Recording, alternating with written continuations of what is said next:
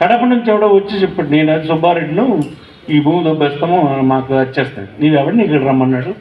శ్రీకాకుళం పెట్టి నీ అబ్బగారు సొమ్ము అనుకున్నావు, యుద్ధమెత్తాం బొమ్మని చెప్పాను. మన ఫ్యామిలీస్ అవి ఎవరో వాళ్ళు ఎవరో కూడా నాకు తెలియదు, పార్టీయా ఏంటి నేను చూడను. అంటే ఏమనుకుంటున్నాడు, అక్కడి నుంచి వచ్చేస్తే మనం ఇక్కడ చేయొచ్చు, మన అజమాయిషి చెలాయించవచ్చు అనుకుంటాం. అది నేను అవమానంగా భావిస్తాను. ఇవన్నీ ఏవి మీకు ఎలక్షన్లో అక్కర్లేదని అంటే పక్క కాన్స్టిట్యూన్సీ ఇప్పుడు సీఎం చెప్పాడు చూడండి, కొందరికి ఎందుకు ఇచ్చేస్తున్నారు అక్కడి నుంచి. అసలు ఈ పట్టణానికి వచ్చిన వాళ్ళు ఎక్కడి నుంచి వస్తున్నారు? మేము ఒకసారి ఆలోచించండి. ఇంకొక ప్రాంతం నుంచి ఇక్కడికి ఎందుకు వస్తున్నారు? నివాసం ఉన్న వాళ్ళందరూ చూస్తే 10 ఇళ్ళు 9 ఇళ్ళు ఇతర జిల్లాలో ఇతర ప్రాంతాల్లో ఉన్న వాళ్ళు ఇక్కడికి వచ్చినారు.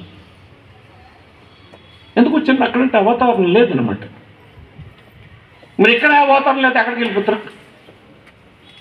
వాతావరణం లేకపోవడానికి ఏం పెద్ద ఇదేముంది, వదిలేస్తే అయిపోతుంది, రౌడీలు మయం అయిపోతుంది. ఎవరో వెళ్ళరు, మనలున్నోళ్ళే ఒకడినొకడు దోచుకోవడానికి ఒక రౌడీని ఆశిస్తారు. ఆ రౌడీకి ఆడికంటే పెద్ద రౌడీ ఇంకొకటి ఎక్కడో ఉంటాడు, ఆ పెద్ద రౌడీకి ఇంకొక అసలు బాస్ ఇంకోటి ఉంటాడు. ఈ సిస్టమ్ అలాగే ఈ రౌడీల చేతిలోకి వెళ్ళిపోతుంది. ఎలా పాడైపోయినాయంటే మిగతా దగ్గర ఇవే.